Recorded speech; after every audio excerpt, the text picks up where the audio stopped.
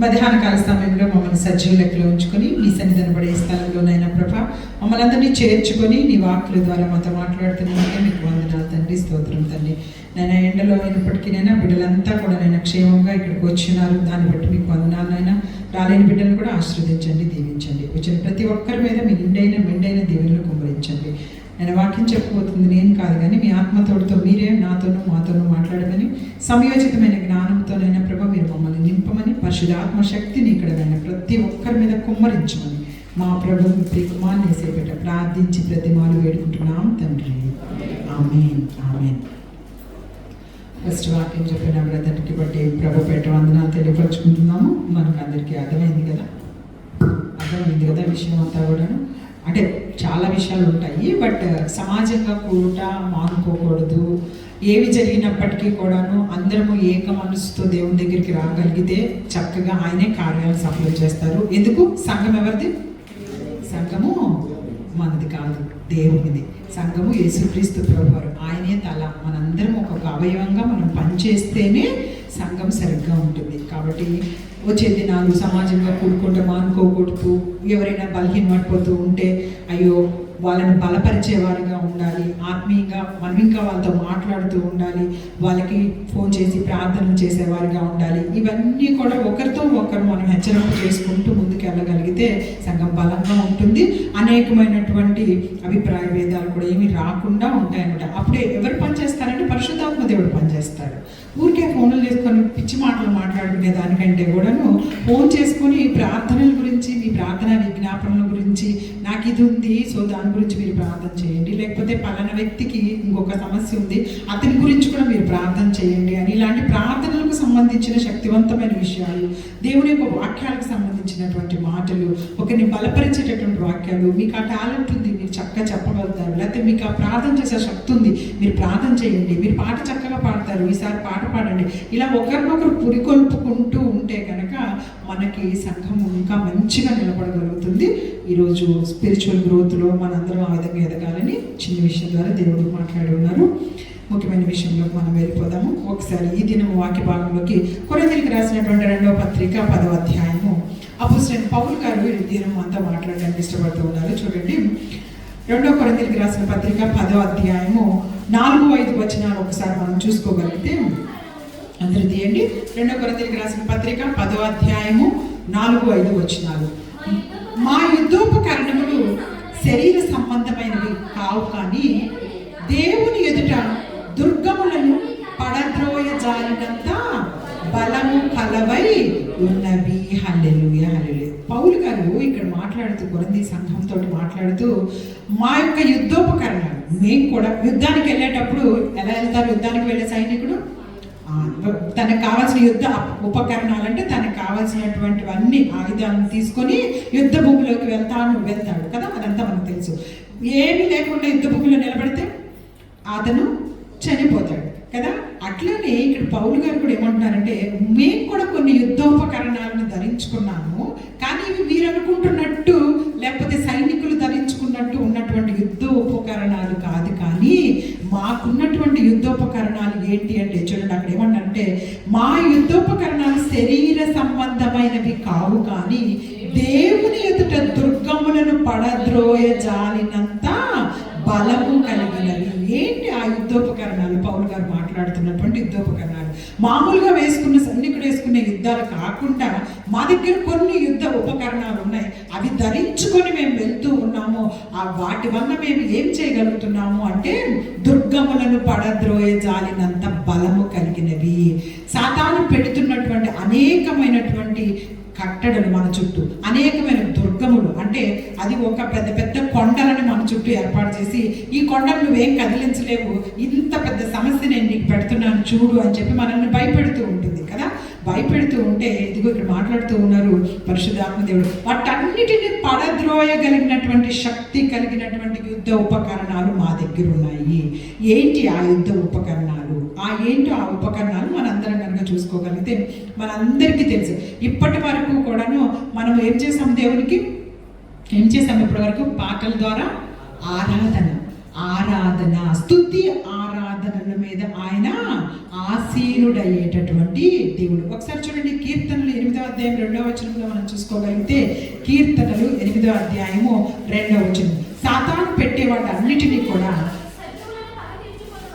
శత్రువులను పగ తీర్చుకొని వారిని మార్పివేయుటకై నీ విరోధులను బట్టి బాలుల యొక్కయు చంటి పిల్లల యొక్కయు దుర్గం స్తుతుల మూలముగా నీవు ఒక దుర్గమును స్థాపించి ఉన్నావు. హల్లెలూయా, హల్లెలూయా. చూడండి, 8వ అధ్యాయం 2వ వచనంలో, శత్రువులను పగ తీర్చుకుని వారిని మాన్పివేటుకై నీ విరోధులను బట్టి బాలుల యొక్కయు చంటి పిల్లల యొక్కయు స్తుతుల మూలమున నువ్వు ఒక దుర్గమును స్థాపించి ఉన్నావు.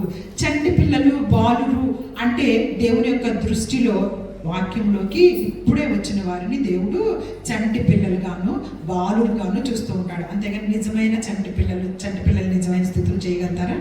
చంటి పిల్లలు పాటలు పాడతారా? కాదు కదా. సో దేవుడు చెప్పేది ఏంటి అంటే, దేవుని యొక్క వాక్యంలోనికి మొట్టమొదటిగా నువ్వు వచ్చినప్పుడు నేను చంటి పిల్లల్లా చూస్తూ ఉంటారనమాట. నీ గొంతు బాగాలేకపోయినా, నీకు సరిగ్గా పాట చేత కాకపోయినా, నీవు ఎలా ఉన్నప్పటికీ కూడా నువ్వు ఇచ్చే ఆరాధన, నువ్వు ఇచ్చేటటువంటి ఆ పాట అంటే ఆసక్తితో నువ్వు పాడేటటువంటిది ఒక దుర్గముగా దేవునికి ఉంటుందంట. దాని మీద ఆసీనుడై ఆయన కూర్చోడానికి ఇష్టపడుతూ ఉంటాడంట. ఆ స్తుతులు ఆరాధనల ద్వారా నిన్ను ఆయన కాపాడుతూ ఉంటాడు. హల్లెలూయా, హల్లెలూయా. చూడండి, ఇంకా కూడాను అపోస్తలుడైన పౌలు గారు మళ్ళీ కొరింథీయులకు రాసిన పత్రిక పదండి, అక్కడికి వెళ్ళిపోతే కనుక 2వ కొరింథీయులకు రాసిన పత్రికలో ఇంకొక విషయాన్ని మాట్లాడుతూ 4వ అధ్యాయం చూడండి ఒకసారి. అక్కడ ఆయన ఏమంటూ ఉన్నారు? 4వ అధ్యాయము 7వ వచనం 8వ వచనం నుంచి చూద్దాం. 8వ వచనం చూడండి. ఆయనను ఆ బల ఆధిక్యము మామూలమైనది కాక దేవుడిదే ఉండినట్లు మంచి ఘట్టములో ఈ ఐశ్వర్యము మాకు కలదు.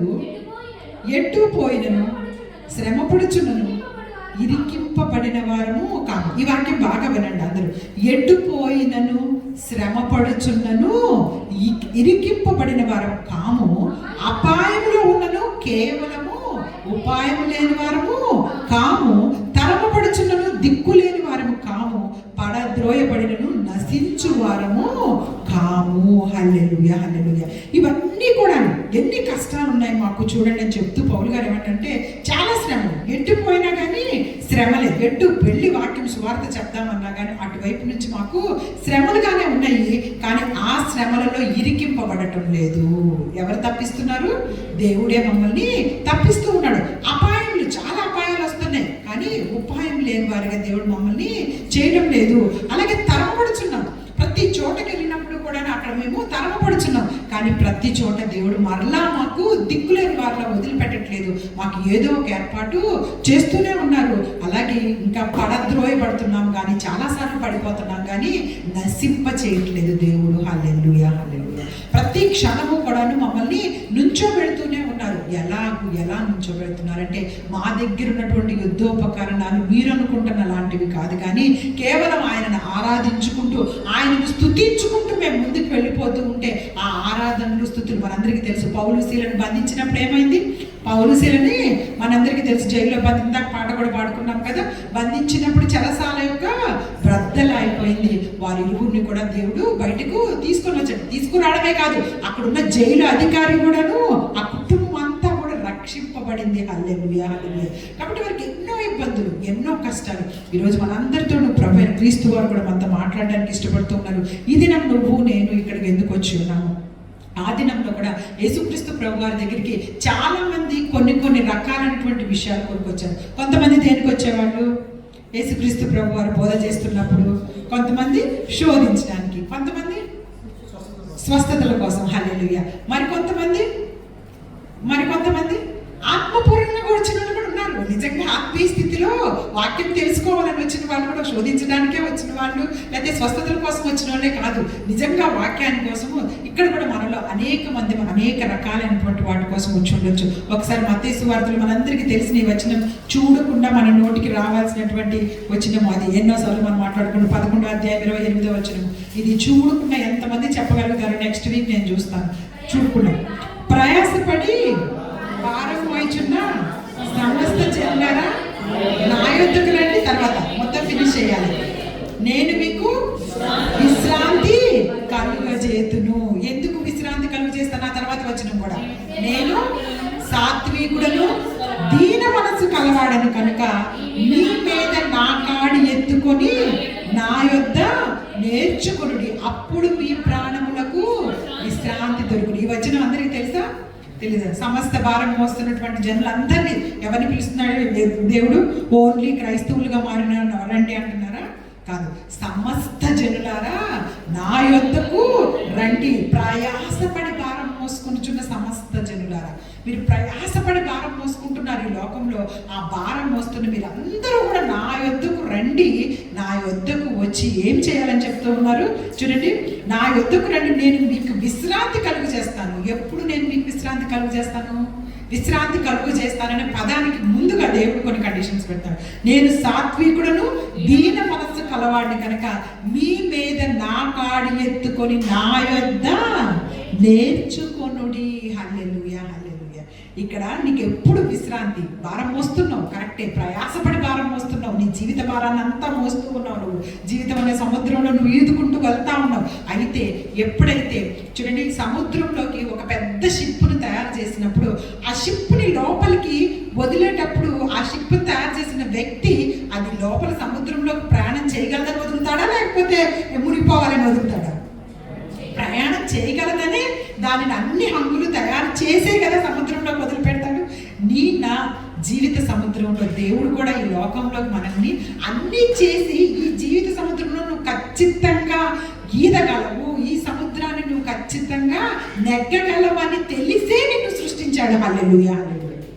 నువ్వేదో నేను చేయలేకపోతున్నాను, నాకు చాలా కష్టం ఉంది, నేను మునిగిపోతున్నానని నువ్వు బాధపడాల్సిన పని లేదు. ఎందుకంటే చేసిన వ్యక్తికి తెలుసు నువ్వు ఖచ్చితంగా ప్రయాణం సాగించగలవని చెప్పేసి చివరి వరకు ఆయన నీ చేయి పట్టుకొని ఉంటానని తెలియపరుస్తున్నారు. హల్లెలూయా. ఇక్కడ కూడా అందుకే ఏమి తెలియపరుస్తున్నారంటే, ఇదిగో నా యొద్ద నేర్చుకోనండి, నా యొద్ద కొన్ని నేర్చుకోండి, అప్పుడు మీకు విశ్రాంతి, మీ ప్రాణాలకు విశ్రాంతి నేను కలుగు చేస్తాను. చూడండి, ఒక వ్యక్తి ఆనాడు యోహాను సువార్త 3వ అధ్యాయంలో యేసుక్రీస్తు ప్రభువారు బోధ చేస్తూ ఉన్నప్పుడు, యోహాను సువార్త 3వ అధ్యాయంలో ఒకసారి చూసుకోగలిగితే మొదటి వచనం, యోహాను సువార్త 3వ అధ్యాయం మొదటి వచనం, యూదుల అధికారి అయిన నికోదేము అని పరిసేయుడు నేను అతడు రాత్రి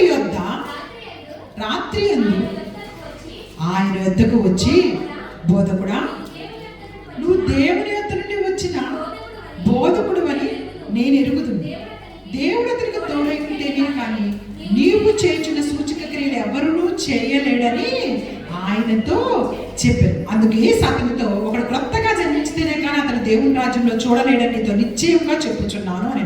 అందుకు నికోదేము, ముసలివాడైన మనుషుడు ఎలాగ జన్మింపగలడు? రెండో మరి తల్లి గర్భమందు ప్రవేశించి జన్మింపగలడా? ఆయన అడుగుగా యేసు ఇట్లనెను, ఒకడు నీటి మూలంగాను ఆత్మ మూలంగాను జన్మించితేనే కానీ దేవుని రాజ్యంలో ప్రవేశింపడని నీతో నిశ్చయముగా చెప్పుచున్నాను. శరీరం మూలంగా జన్మించింది శరీరము, ఆత్మ మూలంగా జన్మించినది ఆత్మయు అయి ఉన్నది. మీరు కొత్తగా జన్మింపాలని నేను మీతో చెప్పినందుకు ఆశ్చర్య పడవద్దు. హల్లెలూయా, హల్లెలూయా. ఆ తర్వాత ఇంకా నికోదేముతో కొన్ని విషయాలు మాట్లాడుతూ ఉంటారన్నమాట దేవుడు. చూడండి, నిత్య జీవార్థం గురించి ఇతను కొన్ని విషయాలు తెలుసుకోవడానికే వచ్చాడు. ఇతను నిజంగా దేవుణ్ణేమి శోధించడానికి వచ్చిన వ్యక్తి కాదు, కానీ పరిసయ్యుడే. ఆ దినం ఆయనకు అన్నీ తెలుసు, ధర్మశాస్త్రానికి సంబంధించిన విషయాలు, అనేకమైన విషయాలు తెలుసు ఈ నికోదేము అనే వ్యక్తికి. అతను అనేకమైన విషయాలు పాటిస్తున్నటువంటి వ్యక్తే, కానీ ఇతను ఏం తెలుసుకోవాలని వచ్చాడు దేవుని దగ్గరికి? నిత్య జీవార్థమైనటువంటి విషయాలను తెలుసుకోవడానికే వచ్చాడనమాట. అంటే వాక్యం యొక్క అర్థం ఏంటో తెలుసుకోవడానికి వచ్చినప్పుడు యేసుక్రీస్తు ప్రభువు స్పష్టంగా చక్కగా మంచి విషయాలను తెలియపరుస్తారు. ఆత్మ మూలంగా నువ్వు జన్మించాలి, మళ్ళా తల్లి గర్భంలో ప్రవేశించి జన్మించడం గురించి కాదు, కానీ నువ్వు మళ్ళా ఆత్మ మూలంగా జన్మించాలి అనే విషయాన్ని తెలియపరుస్తారు. చూడండి, అక్కడ మనం కింద మళ్ళా వెళ్ళగలిగితే 10వ వచనం చూడండి, యేసు ఇట్లనెను, నువ్వు ఇశ్రాయేలుకు బోధకుడువై ఉండి వీటిని ఎరుగవా? మేము ఎరిగిన సంగతే చెప్పుచున్నాము, చూచిన దాన్ని సాక్ష్యం ఇచ్చుచున్నాము. మా సాక్ష్యము మీరు అంగీకరింపనని నీతో నిశ్చయంగా చెప్పుచున్నాను. భూ సంబంధమైన సంగతులు నేను మీతో చెప్తే మీరు నమ్మకుండానప్పుడు పరలోక సంబంధమైన మీతో చెప్పిన ఎలాగూ నమ్ముదురు. హల్లెలూయా, హల్లెలూయా. నేర్చుకోవడానికి వచ్చినప్పుడు చక్కగా దేవుని యొక్క ఆత్మతోటి మనం నేర్చుకోవడానికి సిద్ధపడాలి. వీళ్ళేంట్లే చెప్పేది, వాళ్ళేంట్లే చెప్పేది, వాళ్ళ జీవితం చూసారా, వీళ్ళ జీవితం చూసారా, మనకి అదంతా వద్దు. కానీ పరిశుద్ధాత్మ దేవుడు ఈ దినము మనతో మాట్లాడుతున్నప్పుడు మనం హెచ్చరింపబడుతూ ప్రతి విషయాన్ని కూడా మనం అర్థం చేసుకోవడానికి నువ్వు ఆత్మ మీద ఆధారపడితే దేవుడు నీతోనే మాట్లాడతాడు. హల్లెలూయా. ఇక్కడ అదే విషయాన్ని దేవుడు మాట్లాడుతూ ఉన్నారనమాట. ఇదిగో నీకు భూ సంబంధమైన విషయాలు చెప్తుంటేనే మీరు ఎరగకపోతే ఇక పరలోకమైన సంబంధ విషయాలు ఇంకా నేను ఎందుకు చెప్పాలి? మీకు ఏం చెప్తే మీకు అర్థమవుతుంది అని చెప్పేసి దేవుడు ఈరోజు మనల్ని కూడా గద్దిస్తాడేమో, జాగ్రత్తగా ఉండాలి. ఇదిగో మీతో నేను ఇన్ని విషయాలు సేవకుల ద్వారా మాట్లాడిస్తూ ఉంటే మీరు వాటిని అర్థం చేసుకొని వాటి యొక్క వాక్యానుసారంగా జీవించడానికి ఇష్టపడకపోతే నేను ఇక పరలోక సంబంధమైనటువంటి విషయాలను, పరలోకంలోకి మీరు ఏ విధంగా రావాలో ఇవన్నీ నేను మీకు ఇంక చెప్పడము మానేస్తాను ఒక దినంలో. మనకందరికీ తెలుసు, రాబో దినాల్లో వాక్యం దొరకదు. బైబిల్ గ్రంథాలన్నీ కాల్చివేయబడతాయి. ముందు కాలాలు బైబిల్ గ్రంథంలో నీకు ఎన్ని వాక్యాలు నువ్వు త్వరగా నేర్చుకొని ఉంటే అవి నిన్ను జీవింపచేస్తూ ఉంటాయి. ఆ తర్వాత కాలాల్లో బైబిల్ దొరకని కాలంలో నువ్వు పదే ఇప్పుడు ఏదైతే చదువుకుంటావో వాటిని ధ్యానించగలిగితేనే నువ్వు సాతాన్ని ఎదిరించగలుగుతావు. లేకపోతే చూడండి, కొన్ని రోజులు ప్రార్థనా జీవితం లేకపోయినా, కొన్నిసార్లు సంఘానికి రాకుండా దూరం అయిపోయినా మన జీవితాలు అంత పెద్ద బాగున్నట్టు కనపడతాయి కానీ అంత ఏమి బాగుండవు. దేవుని యొక్క వాక్యం పదే మనం ధ్యానించుకున్నప్పుడే మన జీవితాలకు శక్తి మరలా దేవుడు అనిపిస్తాడు. కాబట్టి ఇక్కడ వచ్చిన వ్యక్తి చూడండి, కొంచెం క్యూరియాసిటీతో వచ్చాడు కానీ అతనికి మరలా దేవుని యొక్క మాటలన్నీ కూడా కొన్ని రుచించట్లేదు అనమాట. కొంతమంది ఎందుకు వచ్చారో చూడండి. మత్తయి సువార్త మనందరికీ తెలుసు, 9వ అధ్యాయం. మత్తయి సువార్త 9వ అధ్యాయంలో వీరందరూ ఏం నేర్చుకోవడానికి వచ్చారు, ఏం పొందుకొని వెళ్తూ ఉన్నారో మనం చూసుకుందాం. అతనైతే ఆ దినము నికోదేము కొన్ని విషయాలు నేర్చుకొని వెళ్ళిపోయాడు. మత్తయి సువార్త 9వ అధ్యాయంలో మనందరికీ తెలుసు 20 నుంచి 22 వచనాలు కనుక మనం చూసుకోగలిగితే అక్కడ మనందరికీ కూడా అనేక సార్లు మనం చదువుకున్న విషయమే. ఆ సమయమున ఇదిగో 12 సంవత్సరాల నుండి రక్తస్రావ రోగం గల ఒక స్త్రీ, నేను ఆయన పై వస్త్రం మాత్రమే ముట్టితే బాగుపడదనని తనలో తాను అనుకొని ఆయన వెనకకు వచ్చి ఆయన వస్త్రము చెంగు ముట్టెను. యేసు వెనకకి తిరిగి ఆమెను చూచి, కుమారి ధైర్యముగా ఉండుము, నీ విశ్వాసం నిన్ను బాగుపరచునని చెప్పి ఆ గడియ నుండి ఆ స్త్రీ బాగుపడింది. అంతటా యేసు అధికారి ఇంటికి వచ్చి పిల్లల గృహమును వాయించు వారిని గొల్లు చేయుచున్న సమూహమును చూచి, స్థలమీయుడి ఈ చిన్నది నిద్రించుచున్నదే కానీ చనిపోలేదని వారితో చెప్పగా వారు ఆయనను అపహసించిరి. 12 సంవత్సరాల నుంచి రక్తస్రావం కలిగినటువంటి స్త్రీ దేని కొరకు వచ్చింది? స్వస్థత కొరకు వచ్చింది కదా. స్వస్థత కోరుకుంది, స్వస్థత పొందుకుందా లేదా? ఆయన పై వస్త్రం ముట్టుకుంది, చక్కగా స్వస్థత పొందుకుంది. ఈ దినం నువ్వు కూడా దేనికోసం వస్తున్నావో విశ్వాసంతో రావాలి. నువ్వు ఏదైనా నేర్చుకోవాలని విశ్వాసంతో వస్తున్నావా? నేర్చుకునే విశ్వాసంతో నువ్వు నేర్చుకొని వెళ్ళాలి. అలాగే స్వస్థత కోసమే వచ్చావా? నిజంగా విశ్వాసంతో ఉంటే నీ లోపల దేవుడు స్వస్థతని అనుగ్రహిస్తారు. ఆ తర్వాత ఇంకొక విషయం రాయబడి ఉన్నది చూడండి. అక్కడ ఏడ్చుచున్న వారిని చూసి యేసుక్రీస్తు ప్రభువారు ఏమంటున్నారంటే, స్థలం ఇవ్వండి. అక్కడ ఒక చిన్న పాప చనిపోయింది, 12 సంవత్సరాల పాప. ఆ యొక్క అధికారి యొక్క పాప చనిపోయింది. నిజానికి ఆ పాపను చూడటానికి యేసుక్రీస్తు ప్రభువారు వస్తూ ఉన్నారు. ఈ మధ్య దారిలో ఈ 12 సంవత్సరాల నుంచి రక్తస్రావం కలిగిన స్త్రీ బాగుపడింది అనమాట. కాబట్టి ఇక్కడ ఈ ఇంట్లోకి వస్తూ ఉన్నప్పుడు అక్కడ ఏడుస్తూ ఉన్న వారితో ప్రభు ఏమన్నా అంటున్నారు ఒక మాట, స్థలము ఇయ్యుడి, స్థలం ఇవ్వుడి. ఆమె చనిపోయలేదు, నేను ఇప్పుడు ఆమెను లేపుతాను, నాకు స్థలం ఇవ్వుడి. ఈ మాట ఎన్నోసార్లు మనం చదువుకున్నాం. స్థలం ఇవ్వాలి దేవునికి. ఇస్తున్నావా స్థలం నువ్వు దేవునికి? నీ హృదయంలో స్థలం ఇస్తున్నావా? నీ ఇంటిలో స్థలం ఇస్తున్నావా? నీ ఇంట్లో ప్రార్థన పెట్టుకోవడానికి అవకాశం ఇస్తూ ఉన్నావా? దేవుని సన్నిధిని నీ ఇంట్లో పెట్టుకోవడానికి దేవునికి అవకాశం ఇస్తూ ఉన్నావా? ఈ విషయాల గురించి దేవుడు మనతో స్థలం ఇవ్వుడి. అప్పుడు మీ అందరి జీవితాల్లో కూడాను నాకు స్థలం ఇస్తే మీ అందరితో కూడా నేను ఉంటాను, నేను ఉండి మిమ్మల్ని అందరినీ కూడాను బాగుపరుస్తాను, స్వస్థపరుస్తాను, అనేకమైన విషయాలు మీకు తెలియపరుస్తాను. హల్లెలూయా, హల్లెలూయా. చూడండి, అక్కడ ఆ తర్వాత మనం చూసుకోగలిగితే ఆ వ్యాధి వల్ల పాపం అన్ని కోల్పోయినా కానీ ఆమె దేవునికి స్థలం ఇచ్చారు. ఆ చిన్నది లేచింది. అక్కడ చూస్తే కనుక మనకు చూడండి, జన సమూహమును పంపివేసి ఆయన లోపలికి వెళ్ళి ఆమె చేయి పట్టుకోగానే ఆ చిన్నది లేచాను. ఈమె దేని కొరకు వచ్చింది అంటే ఇక్కడ ఇద్దరు బిడ్డలు కూడాను స్వస్థత కొరకు దేవుని దగ్గరకు వచ్చి ఉన్నారు. ఇక్కడ మనం చూసుకోగలిగితే కనుక మనం ఇంకా ఏం నేర్చుకోవాలి అంటే తీతు గారికి రాసిన పత్రిక, తీతు గారికి రాసిన పత్రిక 3వ అధ్యాయం 14వ వచనం చూడండి ఒకసారి. 3వ అధ్యాయం 14వ వచనం.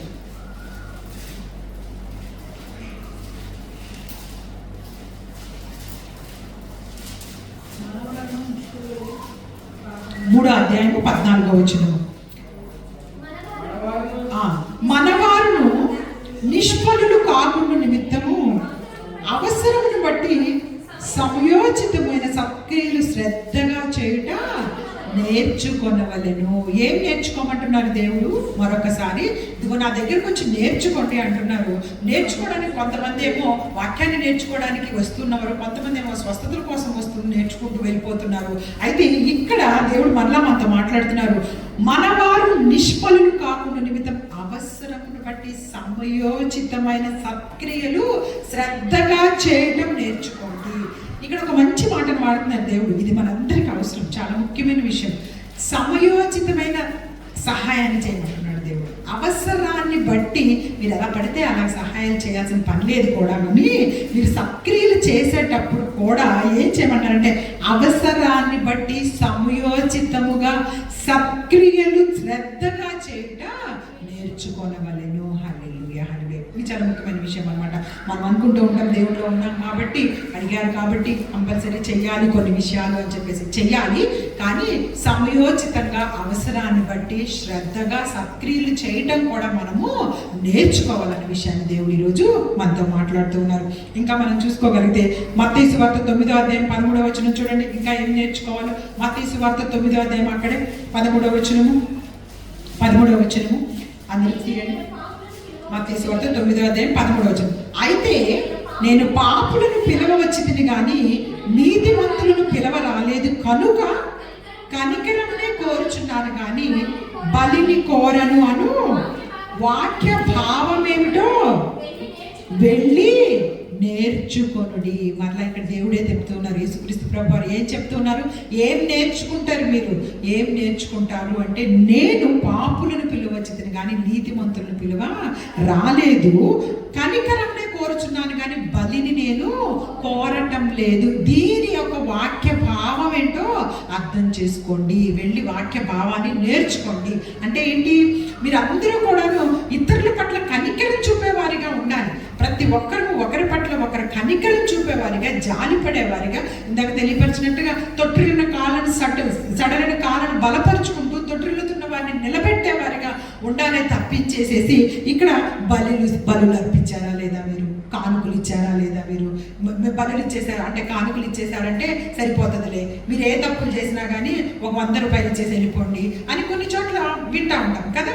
మీరు ఎంత తప్పులన్నా ఏమైనా చేసేసుకోండి, సంఘానికి ఎంతో కొంత ఇచ్చేసేయండి. మనం బయట అన్నిళ్ళలో చాలా గమనిస్తూ ఉంటాం కదా. వారు చేసిన పాపాలు పోవడానికి పుణ్యాలు చేస్తే సరిపోతుంది, అక్కడ ఏదో మునిగి వస్తే సరిపోతుంది, ఇక్కడ ఏదో మునిగి వస్తే సరిపోతుంది. ఇవి నేను కోరట్లేదు, మన యేసుక్రీస్తు ప్రభువారు అదే చెప్తున్నారు. అలా అనుకోని మీరు మీ పాపాలను తీసివేయటము జరగదు.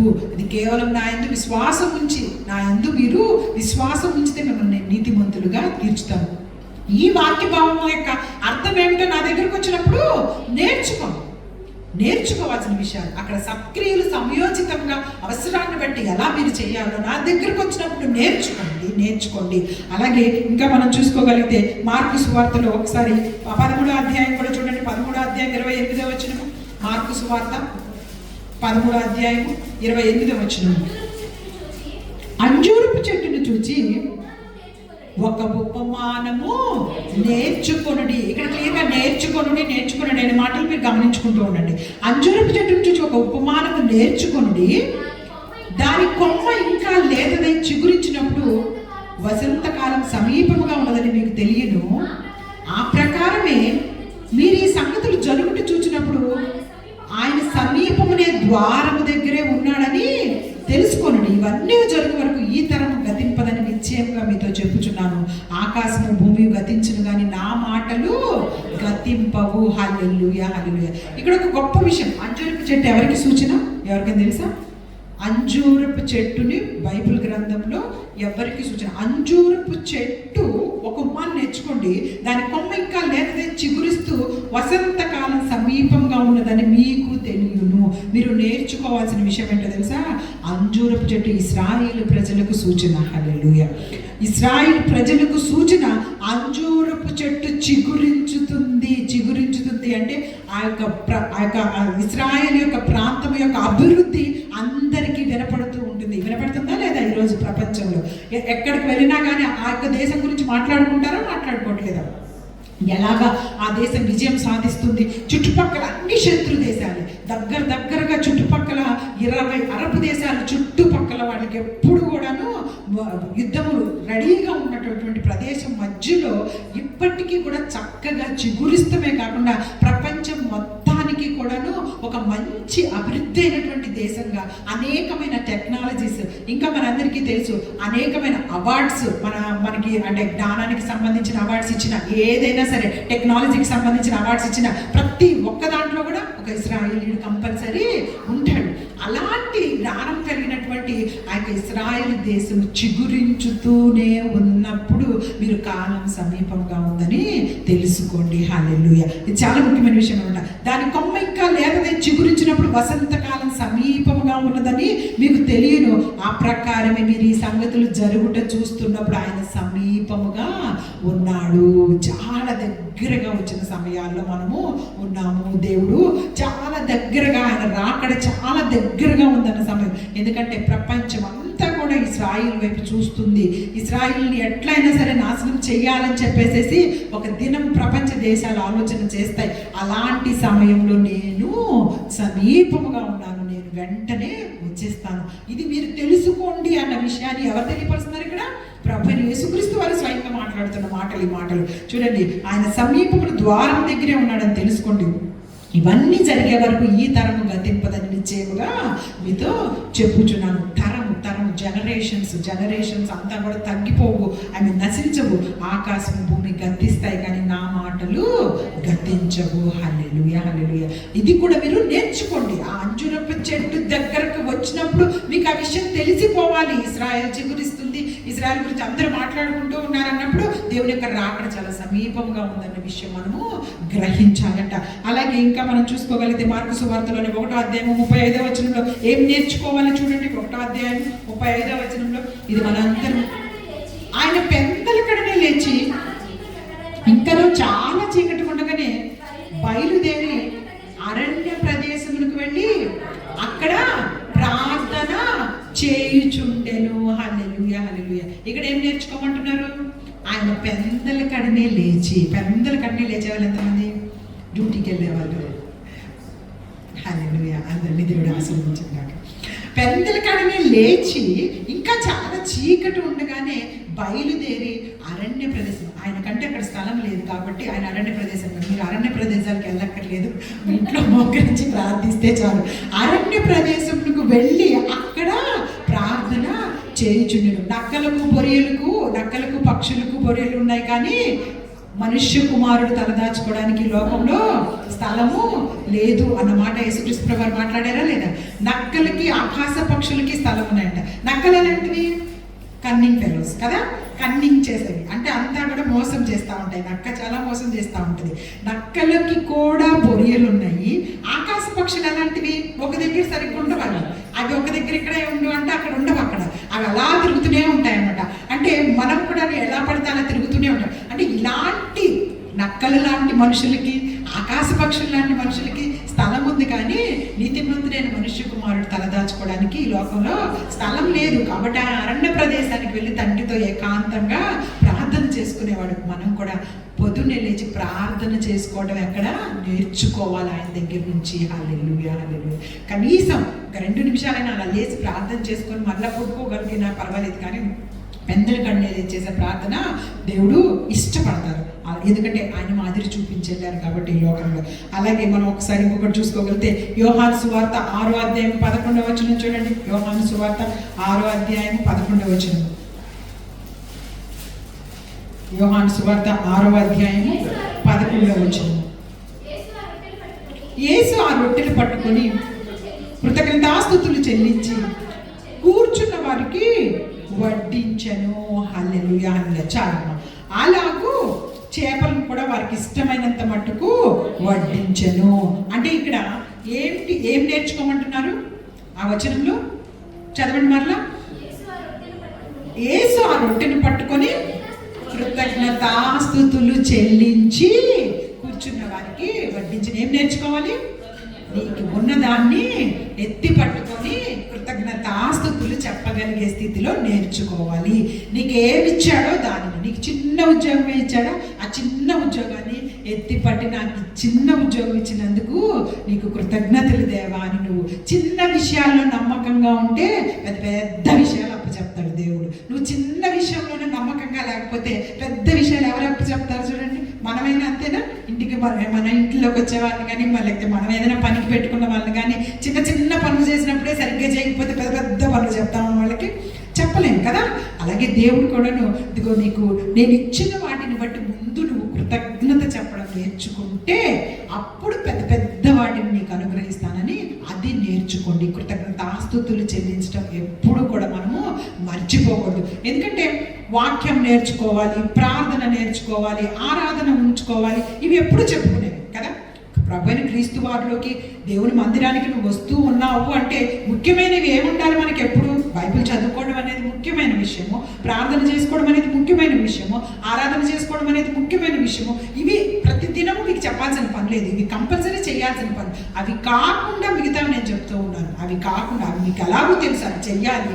ఆ వాటితో పాటు చేయవలసినవి ఏంటంటే ఇదిగో ముఖ్యంగా దేవుడు ఏం మాట్లాడుతుందంటే కృతజ్ఞతాస్తుతులు నువ్వు చెల్లించటము మానుకోకూడదు. ఆ దేశం నుంచి ఈ దేశానికి వచ్చావు, ఇంకా బహుశా ఉద్యోగం దొరకలేదేమో, కానీ అక్కడి నుంచి ఇక్కడికి తీసుకొచ్చినందుకు క్షేమంగా కృతజ్ఞత చెప్పాలా లేదా? దేవుడికి చెప్పావా? అక్కడి నుంచి ఇక్కడికి వచ్చినందుకు దేవా అసలు ఎప్పుడు దేశం దాటము, మేము ఈ దేశాన్ని దాటి మాకేమి చదువు కూడా రాకపోయినా ఇక్కడ దాకా వచ్చాము అని చెప్పేసి ముందు నీకు వచ్చిన దానిని బట్టి నువ్వు కృతజ్ఞతాస్తుతులు చెప్పగలిగితే ఆ తర్వాత దేవుడు నిన్ను ఆశీర్వదించి మంచి మంచి ఉద్యోగాలు స్థిరపరచును గాక. హల్లెలూయా. అలాగే ఇంకా మనం చూసుకోగలిగితే మనందరికీ తెలుసు మత్తయి సువార్తలో 4వ అధ్యాయం ఒకసారి చూడండి. మత్తయి సువార్త 4వ అధ్యాయానికి రాగలిగితే 18 నుంచి 20 వచనాలు. మత్తయి సువార్త 4వ అధ్యాయం 18 నుంచి 20 వచనాలు చదవండి. యేసు గలిలయ సముద్ర తీరంలో నడుచుచుండగా పేతురు అనబడిన సీమోను, అతని సహోదరుడైన ఆంద్రియ అని ఇద్దరు సహోదరులు సముద్రంలో వలవేయుట చూచెను. వారు జాలరు.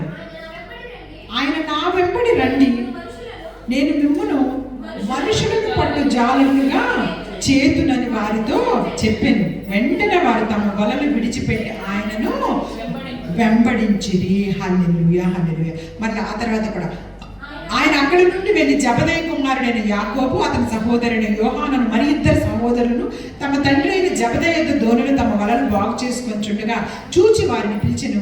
వెంటనే వారు తమ దోణిను తమ తండ్రిని విడిచిపెట్టి ఆయనను వెంబడించిరి. ఇక్కడ కొంతమంది సేవ కోసం వస్తున్న వారు అన్నమాట. ఏం నేర్చుకోవాలి వీళ్ళ దగ్గర నుంచి అంటే అన్నీ విడిచిపెట్టేసేసి సేవ కోసము దేవుడు పిలవగానే మేము కూడా దేవుని సేవ చేస్తాము అని చెప్పేసేసి వస్తున్న వారిని చూసి మనం నేర్చుకోవాలి. చూడండి, వాళ్ళని విడిచిపెట్టేసేసారు, అన్నిటినీ విడిచిపెట్టారు. కొంతమంది అంటే మన దగ్గర కాదులే కానీ మనకి ఇండియా దేశాల్లో అయితే పాపం సేవ చేస్తామని వస్తారు సేవకుల దగ్గరికి, కానీ వాళ్ళకి కొంచెం సరిగ్గా లేకపోయినా మళ్ళీ ఎదిరించేసేసి అంటే కొంచెం సరిగ్గా భోజనాలు సరిగ్గా పెట్టకపోయినా లేకపోతే కొన్ని ఏదైనా రకాలైనటువంటివి వసతులు సరిగ్గా కల్పించకపోయినా మేము సేవ చేయలేం బాబు అని చెప్పేసి వెనక్కి వెళ్ళిపోతూ ఉంటారు. కానీ దేవుడు మనతో మాట్లాడుతారు. వాళ్ళు ఆ దినము వాళ్ళకున్నటువంటి ఆ యొక్క వలలు అదొక్కటే వాళ్ళకి జీవనాధారం కాదా.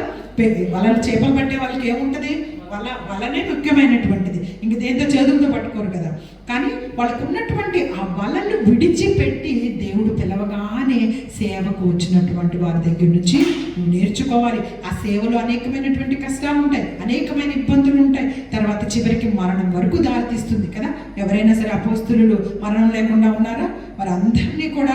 వారందరూ హతసాక్షులే. వారెవ్వరూ కూడాను నార్మల్ డెత్ పోయిన వాళ్ళు లేరు, నార్మల్ హెల్తీగా పోయిన వాళ్ళు కాదు, అందరూ హతసాక్షులే అయిపోయి చనిపోయిన వారే. కాబట్టి ఒక్కసారి సేవకు సమర్పించుకున్న తర్వాత అనేకమైన విషయాలు వస్తాయి. ఎటు పోయినా శ్రమ పడుతున్నాం అన్న విషయాన్ని పౌలు గారు కూడా తెలియపరిచారు. పౌలు గారిని ఎలా చంపేశారు? రోమీలు ఉరి తీసేశారు, అందరినీ ఇలాగే చంపేసేశారు. ఎటు పోయినా శ్రమలే, అయినప్పటికీ ఇరికింపబడతలేదు, కానీ పడద్రోయబడినా నశించిపోవట్లేదు. ఏమి నశించిపోవట్లేదంటే మాకున్న యుద్ధోపకరణాలన్నీ కూడాను దేవుని యొక్క శక్తిని వాటన్నిటిని మేము పొందుకుంటున్నాం. ఎలా పొందుకుంటున్నామంటే ఆయనను ఆరాధించుకుంటూ, ఆయనకి స్తుతులు పాడుకుంటూ, ఆయన వాక్యంలో నిలబడుతూ అవన్నీ మేము నేర్చుకొని ముందుకు సాగుతున్నాం కాబట్టి మేము ఎన్ని కష్టాలు వచ్చినప్పటికీ, మా చుట్టూ ఎన్ని ఇబ్బందులు వస్తున్నప్పటికీ పడద్రోయబడటం లేదు. మరలా తిరిగి నిలబడతాము, మరలా అనేక మందిని దేవుళ్ళలోకి నడిపిస్తామని వారు చెప్పగలిగినంత ధైర్యంగా మనందరము సంఘంలో ఒక్కొక్కరు ఆ విధంగా చెప్పగలిగేలా మారాలని దేవుడు ఈరోజు మనతో ఈ వాక్యాలను మాట్లాడుతున్నారు. వాళ్ళు వలలు విడిచిపెట్టి రండి అనగానే వలలు విడిచిపెట్టేసేసి వాళ్ళు వచ్చారు. కాబట్టి సేవకి రావాలి, సేవలో ఉండాలి అనుకున్నప్పుడు నీ సమయాన్ని ఇవ్వాలి ఖచ్చితంగా దేవునికి. దేవుడు నిన్ను వాడుకుంటున్నాడని తెలిసినప్పుడు ఆయన తప్పించుకునే సాకులు అస్సలే చెప్పకూడదు. నువ్వు ఖచ్చితంగా నిన్ను వాడుకోవడానికి దేవుడు ఏర్పాటు చేసిన ఏర్పాటులోకి నువ్వు వచ్చేస్తున్నావు. వచ్చేసిన తర్వాత వెనక్కి తిరగకూడదు. మనం ఒక్కసారి ఇందాక మనం మాట్లాడుకున్నట్టు కదా, ఒక్కసారి నా కాడి ఎత్తుకున్న తర్వాత మీరు వెనక్కి తిరగకూడదు. నాగటి మీద చెయ్యి వేసి వెనక్కి తిరుగువాడు నశించును ఉంటుంది. నాగటి మీద చెయ్యి అంటే ఆయన పని మీద చెయ్యి వేసిన తర్వాత ఇబ్బందులు రావచ్చు, కష్టం రావచ్చు, నిందలు రావచ్చు, అన్నీ అయినప్పటికీ ఒకసారి ఆయన పాదాల దగ్గర వాటన్నిటిని ఉంచేసి నువ్వు మరలా ఆయన సేవలో, ఆయన పనిలో ముందుకు వెళ్ళిపోతూనే ఉండాలి. ఇంకొకసారి వెనక్కి తిరిగిపోతాను అనే మాట అస్సలు మనము అనకూడదు, చెయ్యలేను అని. అందుకే కదా సేవకులందరూ పాడే పాట మనం పాట పాడతాం కదా. ఏ పాట? ఎడబాయని నీ కృపా నన్ను విడువదు ఎన్నటికీ, ఎడబాయని నీ కృపా ఈ సేవలో ఎదురైనా ఎన్నో సమస్యలలో నా బలమును చూచుకొని నిరాశ చెందితిని. భారమైన ఈ సేవను ఇక చేయలేనని అనుకొనగా, భారమైన ఈ సేవను ఇక చేయలేనని అనుకొనగా, ప్రధాన యాజకుడా యేసు నీ అనుభవాలతో బలపరచితివి.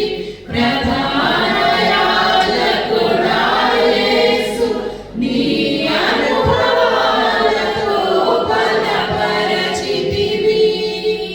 ఎడబాయని నీ కృపా నన్ను విడువదు ఎన్నటికీ.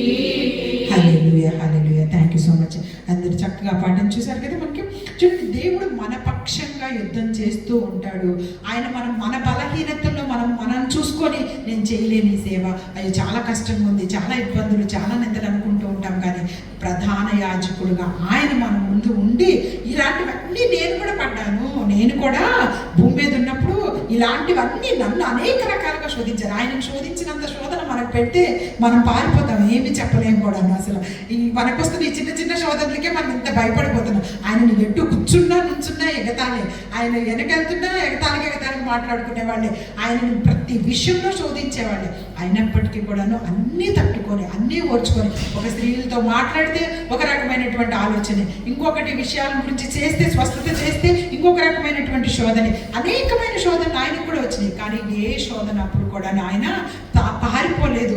ఆయన అన్ని విషయాలు మనకి మాదిరి చూపించి వెళ్ళారు. హల్లెలూయా, హల్లెలూయా. కాబట్టి ఈ దినము మనందరికీ ఇంకొక చివరి వచనం చూపించి ముగిస్తాను. చూడండి, నిర్గమాకాండం 14వ అధ్యాయం, నిర్గమాకాండము 14వ అధ్యాయం 13-14 వచనాలు. నిర్గమాకాండము 14వ అధ్యాయం. అందుకు మోషే భయపడకుడి, యెహోవా మీకు నేడు కలుగజేయ రక్షణ మీరు ఊరక నిలుచుండి చూడుడి. మీరు నేడు చూచిన ఐగుప్తీయులను ఇక మీదట మరి ఎన్నడూ చూడరు. యెహోవా మీ పక్షమున యుద్ధము చేయను, ఊరకే ఉండవాలని ప్రజలకు చెప్పాను. హల్లెలూయా, హల్లెలూయా. ఇది ఎప్పుడు జరుగుతుందో తెలుసు కదా. ఈ వచనము ఎర్ర సముద్రం దాటడానికి ముందుకు వచ్చినప్పుడు వాళ్ళకి భయం వేస్తుంది ఇశ్రాయేలీయులకి. ముందు చూస్తే ఎర్ర సముద్రం, వెనక చూస్తే ఐగుప్తు సైన్యం. వాళ్ళ రథాలు, వాళ్ళ ఇనప రథాల శబ్దము గుండెల్లో దడ పుట్టిస్తుందంట. వాళ్ళ దగ్గరకు వస్తున్న కొద్దీ ఆ ఇనప రథాల శబ్దం, ఒక్కొక్క ఇనప రథం శబ్దము ప్రజలందరికీ మనకు తెలుసు కదా. మనకి ఆ సౌండ్స్ ఎట్లా ఉంటాయో మీకు అందరికీ తెలుసు. కార్లలో కూడా మన పక్కన కార్ ఫాస్ట్గా వెళ్ళింది అనుకో, ఈ కార్లో వెళ్తున్న వాళ్ళకి ఒక కథలు కదిలినట్టు అనిపిస్తామా లేదా సౌండ్? సో అలాగా వీళ్ళకి వెనకాల వస్తున్న ఆ రథము శబ్దము, భూమిలో నుంచి వాళ్ళు నిలబడ్డ స్థలానికి గజగజ ఉనికిపోతున్నారు. వెనక నుంచి ఐగుప్తులు రథాల మీద వచ్చేస్తున్నారు. ముందు చూస్తే సముద్రం. ఇప్పుడు ఏం చెయ్యాలి? దేవుడిని ఇక్కడికి తీసుకొచ్చి నిల్చోబెట్టాడు. ప్రజలకు తెలియదు ఏం చేయబోతున్నాడు. కానీ మోషే గారు ప్రార్థన చేసుకొని, మోషే కూడా తెలియదు ఏం జరగబోతుందో. ఎర్ర సముద్రం రెండుగా చీలిద్ది, మేము ఇప్పుడు దీనిలో నుంచి వెళ్తాము, ఇది మోషే గారికి కూడా తెలియదు. ఏం జరిగిద్దో తెలియదు. అక్కడ నిలబడి మోషే గారు చేస్తున్న ప్రార్థన చూసారా? అందుకు మోషే ఒక్కటే మాట అంటున్నాడంట, భయపడకండి, యెహోవా మీకు నేడు కలుగు చేయే రక్షణను మీరు ఊరక నిలుచుండి చూడండి. అంతే. ఈ రక్షణ ఎట్లా వస్తుందో మీకు తెలియదు. ఇప్పుడు మనల్ని ఎలా రక్షించబోతున్నాడో దేవుడు నాకు కూడా తెలియదు. కానీ మీరు ఊరక కాముగా నుంచొని చూస్తూ ఉండండి, రక్షణ కలగబోతుందన్న విషయం మాత్రం నాకు తెలుసు. ఖచ్చితంగా ఇక్కడ దాకా నడిపించిన దేవుడు, మనందరినీ కూడా సంఘంగా ఇక్కడ దాకా తీసుకొచ్చిన దేవుడు, ఈ ప్రదేశంలో స్థలం ఇచ్చినటువంటి దేవుడు, ఈ ప్రదేశంలో మనం నిలబెట్టుకొని ఇన్ని మాటలు మాట్లాడిస్తున్న దేవుడు రక్షణను కలుగు చేయడానికే తీసుకొచ్చాడు. హల్లెలూయా, హల్లెలూయా. ఈ రక్షణను మన నుంచి దూరం చేయుడు. ఖచ్చితంగా ఆయన వచ్చు వరకు, ఆయన పరలోక రాజ్యంలో ఎత్తబడే సంఘంలో మనం ఉండు వరకు ఆయన మనల్ని ఊరక నిలుచొని చూడండి. అంతే. కాగా ఆయన మీద నమ్మకం ఉంచి మీరు ఊరక నిలుచొని చూడండి. ఆయన రక్షణ మీ అందరికీ, మనందరికీ తోడై ఉండి నడిపించును కాక. అక్కడ అదే మాట చెప్తూ ఉన్నారనమాట, దేవుడు మన పక్షముగా యుద్ధము చేయబోతూ ఉన్నాడు. హల్లెలూయా, హల్లెలూయా. సంఘానికి ఎటువంటి ఇబ్బంది రాకుండా మన పక్షంగా ఆయన యుద్ధం చేస్తాడు. మనం మౌనంగా ఉండి ఎవరితో మనం మాట్లాడుకున్న ప్రార్థనకు సంబంధించిన విషయాలు, ఒకరినొకరు పురికొల్పుకునే విషయాలు, ఒకరినొకరు నిలబెట్టుకునే విషయాలు, రండి ఏం జరిగినా ఇంతకుముందు అన్నీ మర్చిపోయి మీరు మంచిగా మరలా దేవుళ్ళలో నిలబడండి. దేవుళ్ళలో నిలబడి మనం మంచిగా ఏకంతో ముందుకెళ్ళిపోదాము. ఎందుకంటే దేవుని యొక్క రాకడ చాలా సమీపంగా ఉంది. ఈ సమయంలో సాతాను గలిబిలి చేయాలని ప్రయత్నం చేస్తుంది. సంఘాన్ని భయంకరంగా హింసించాలని చూస్తూ ఉంటుంది. ఈ టైంలో మీరు ఊరక నిలుచొని చూడండి. ఇంకెప్పుడు, అక్కడ మాట అంటున్నారు మోషే గారు, ఏమంటున్నారు చూసారా? ఇంకెప్పుడు ఈ ఐగుప్తీయులను నువ్వు చూడనే చూడవు. ఇక ఎర్ర సముద్రంలోకి పడి వచ్చేసిన తర్వాత, సముద్రం దాటిపోయిన తర్వాత మళ్ళీ ఎవరైనా వెనక్కి వెళ్ళి చూసొస్తామా? వీళ్ళు ఎలా ఉన్నారు అని చెప్పేసి, అది కూడా శత్రువులు వాళ్ళని ఎందుకు వెనక్కి వెళ్ళి చూస్తామని చెప్పండి. అదే విషయాన్ని దేవుడు మనకి ఈరోజు ఆత్మీయంగా క్రొత్త నిబంధనలు ఏం చెప్తున్నారంటే, నువ్వు ఐగుప్తం అంటే ఏంటి? పాపం, అదంతా పాప జీవితం. అక్కడ నుంచి ఒక్కసారి నేను నిన్ను రక్షించి ఇటు తీసుకొచ్చేసాను. తీసుకొచ్చిన తర్వాత ఇంకా మరి అన్నడు కూడాను అవి ఆ సాతాను మిమ్మల్ని ఇంకా తీసుకొని రాను మీ దగ్గరికి. వాటన్నిటిని మీరు ఊరక నిలుచొని చూడండి. రక్షణ మీ అందరికీ కలిగి ఉన్నది. కాబట్టి ఈ దినం మనందరం కూడా యేసుక్రీస్తు ప్రభువారి రక్తంలో రక్షణలోకి వచ్చి ఉన్నాము. ఈ రక్షణ నువ్వేదో చిన్న చిన్న తప్పులు చేసేయడం వల్ల తీసేయడు దేవుడు. ఒక్కసారి రక్షణలోకి వచ్చిన తర్వాత ఆయన మహిమలో చేర్చుకునే వరకు నేను కాపాడుతూనే ఉంటాడు. హల్లెలూయా, హల్లెలూయా. కాబట్టి అందరము కూడా ఆయన మహిమలో చేర్చబడుతున్నాము. పరలోకంలో మన సంఘం ఉండబోతున్నందుకే ముందుగా దేవుడు కృతజ్ఞతలు తెలియపరచుకుంటూ ఈ చిన్న వాక్యాన్ని దేవుడు ఆశీర్వదించి దీవించును కాక. Amen, amen. God bless you all. God bless you.